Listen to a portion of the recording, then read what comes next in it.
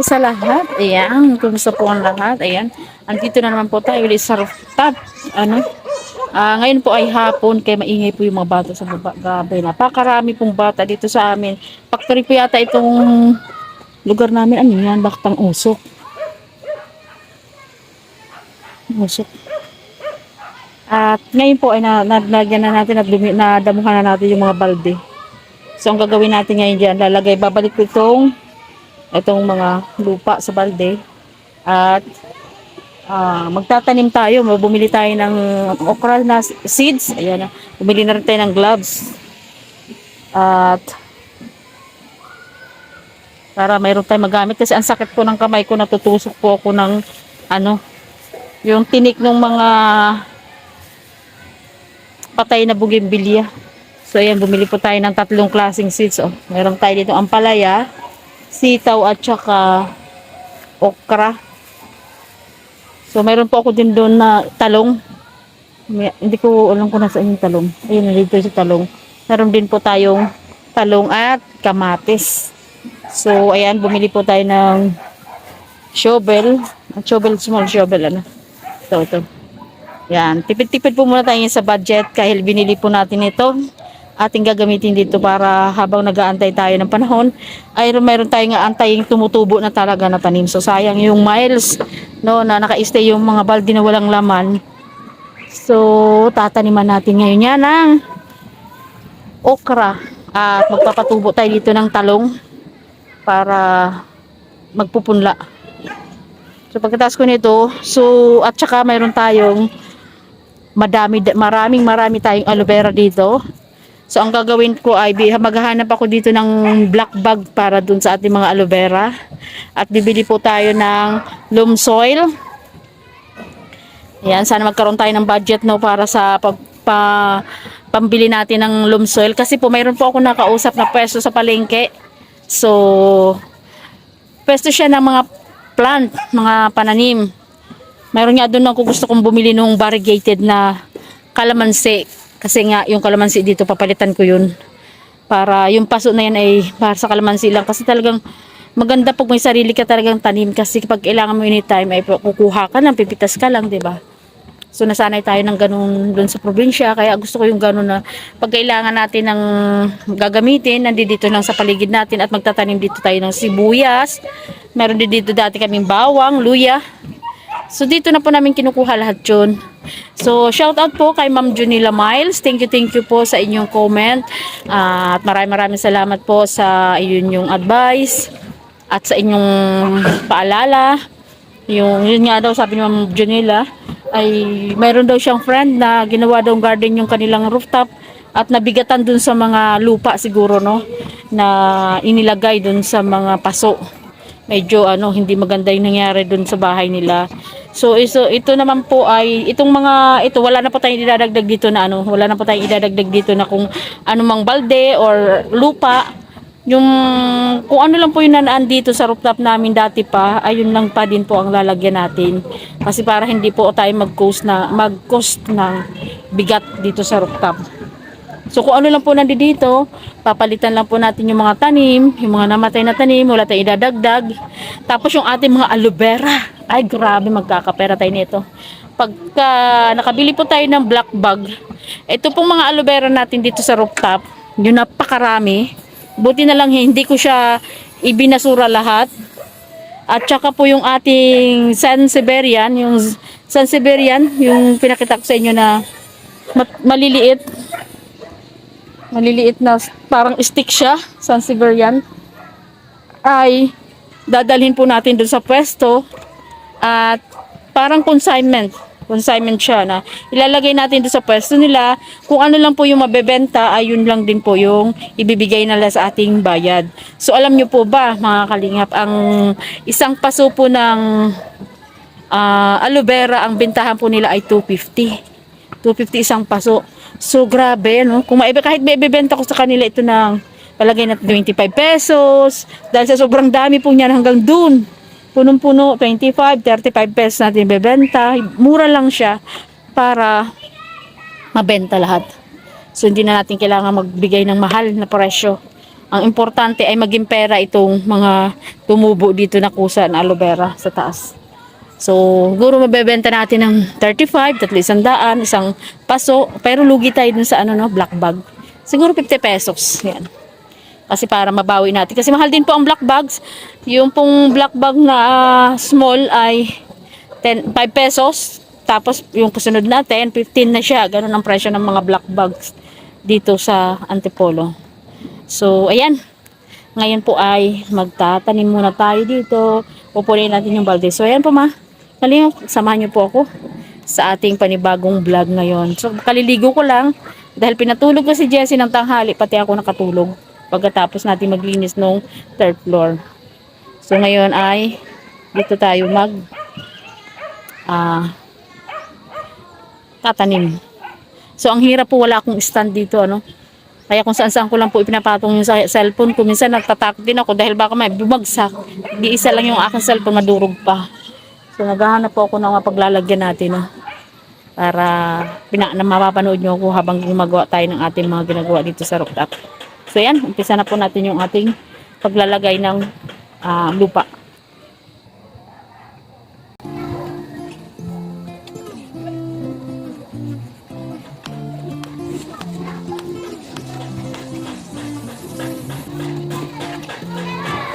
Alam niyo po, isa sa mga reason po kung bakit gusto ko talaga ng may gloves.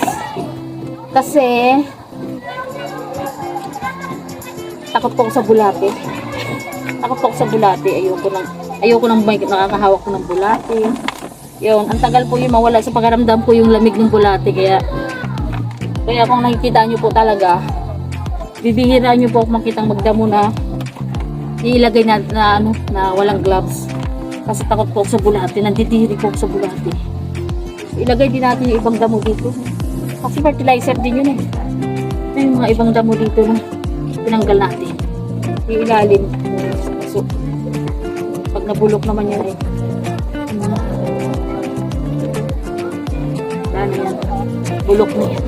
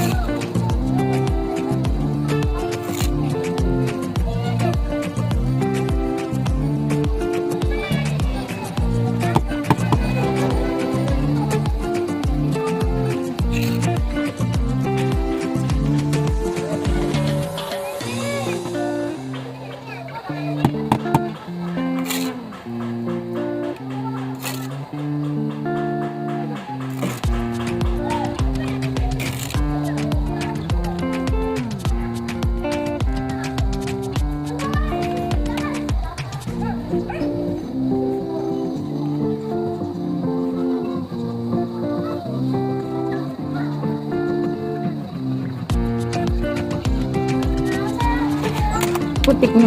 Marupok na din pala ito.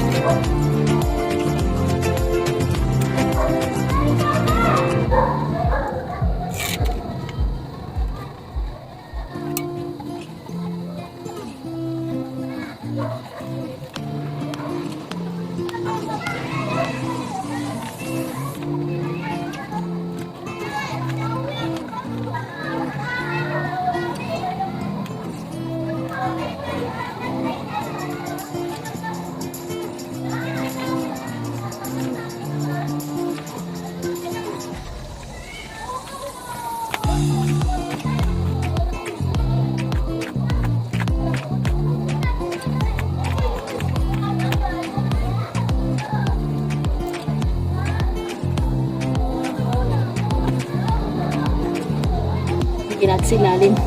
Yung mga ugat at yung mga ibang ibang halaman na bulok na. Lagyan natin sa ilalim para fertilize sa bulok na yan.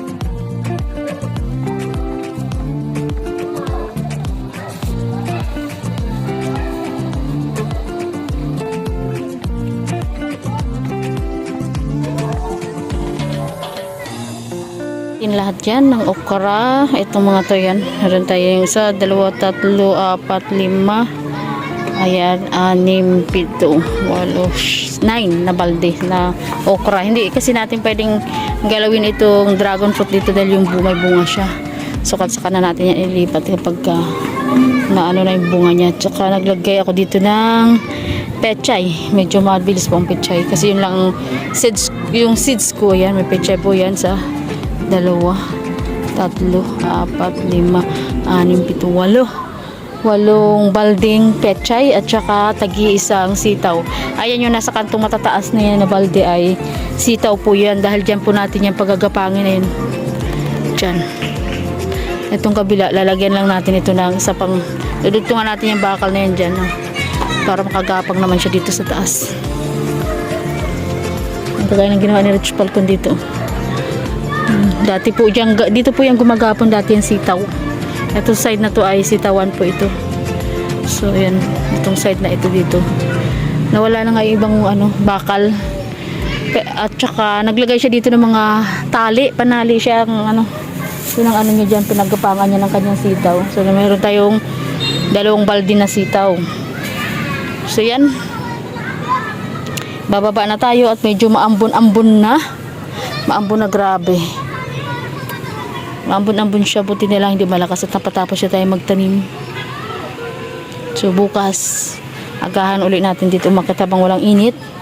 At yun naman ang tatanggalan ko ng laman. Yung na yan, yung 5 paso na yan na clay pot na taniman po ng yan. Taniman siya ng kalamansi. So, nagtanong ako rin na ng kalamansi doon, variegated nila ay 250 isa. So, pag bumili ako dyan, 1,250, 5. So, sana magka-blessing tayo, no? Magka-blessing kay Lord. Para mabili natin yung variegated kalamansi. Para maibalik natin yung kalamansi natin dyan. Sayang eh. Sayang din yung niya. Sayang din yung mayroon tayo na pagkukuhanan. So, 5 yan. Kanina nagtanongin ako, doon may bunga na siya. Ay 250 daw ang isa. Variegated, wala sila yung original lang. Variegated kasi yung may guhit-guhit na ay siya, medyo madilaw yung kanyang balat na may guhit-guhit na dark green. Yung kanilang variegated. So itong dito na lang po tayo sa side na ito. Kasi yung side na yan ay okay na. So okay na, ibababa na lang po yung mga basura dyan. Yung kamote dyan lang siya. Tsaka ito meron pa ako ilalagay sa paso na lupa. So ibababa na lang itong mga basurang ito ay tapos na tayo. At saka itong 2 balding halaman ilagay natin sa 3rd floor. So kung napanood nyo po yung ating vlog kanina na naglinis tayo dun sa tiles, dun po natin ilalagay yan. Bali 1, 2, 3 puno po yan ito. So maghahanap ako ng lagayan nitong balde. Sana ganyan din ang balde para pare-pareho ang taas. Ito may sand dito. Siyang ilalagay natin dun sa Kasi ang alam ko kasi ay tumataas siya eh. Nagiging puno ito. Yan. Comment nga daw po kayo kung advisable ba talaga ito ilagay doon. Kasi may nakita ako mga ganitong plant ay tumataas siya at lumalaki. Nagiging puno. Kung advisable siya doon sa veranda o hindi. Kung hindi natin lang kung saan natin ilalagay siya. No? Lumaki na eh. Ano kaya ang ito? Parang pine tree na nagpa-flower. Kasi ang dahon niya ay ang liliit eh. Nagbubulaklak. Kaya maganda ito doon sa third floor kasi kung pare-pareho sila. Siguro bubunsayin na lang, tatalian na lang siya ng alambre sa katawan para hindi siya lumaki. Ganoon naman ang ginagawa sa pagbubunsay eh. Tatalian mo lang siya ng wire sa katawan niya para hindi na siya tumaas. Siguro bubunsayin na lang natin yung mga yan para hindi na siya lumaki, no? So isusunod natin ito. Itong Korean aloe vera, Korean oregano. So yan, yung Korean oregano kasi ngayon marami na rin siya. Dati isang puno lang po yung hiningi ni Rich dun sa Prayer Mountain. So sa Prayer Mountain lang po mayroon yan dahil nga ang Prayer Mountain po ay dinadayo ng mga Koreano. So karamihan po sa kanila mga plant talaga dun ay mga dala ng mga Koreano. So ito, nakahingi si Rich dun ng isang tangkay na parami niya ng ganyan kadami. Yun, variegated din po. Variegated oregano yan. Variegated oregano yung ito. So yan ang i-arrange natin dyan. Aayusin ko pa yan. Mga paso-paso dyan kasi medyo bulok na yung mga latang na paglagyan ni Rich Falcon. At saka ito ating mga aloe vera hanggang lapag. Yan. Hanggang dun sa kabila.